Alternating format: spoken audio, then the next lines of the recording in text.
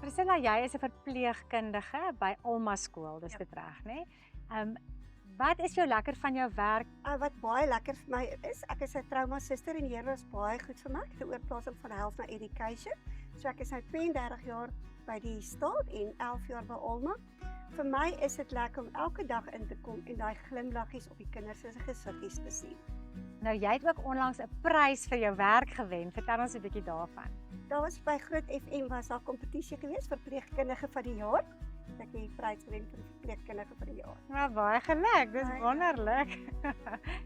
Jy het so 18 jaar gelede het jy 60 kg geweeg. Ja. So wat het intussen gebeur? Wat het gemaak dat jy gewig opgetel het? My man het my gechallenge en my baie gemotiveer. So vir my is motivering en hy sou staan nou 100% agter my. So dit gaan baie goed.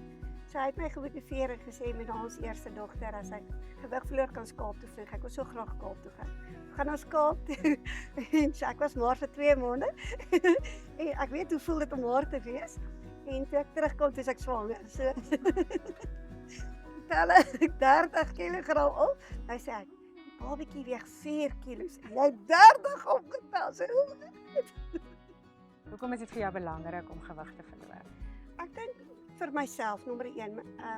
Vroeger jare het mense altyd gekyk na jou beroep, jou kinders, hulle is nou groot, jou man. Mense ouderdom, hoe ouer mens word, hoe moeiliker raak dit om gewig te verloor. So ek het altyd sê as ek 50 is, wil ek maar wees en lang hare. So ek word amper 51, ek nog nie lang hare ook nie maar nie. So hierdie jaar is my En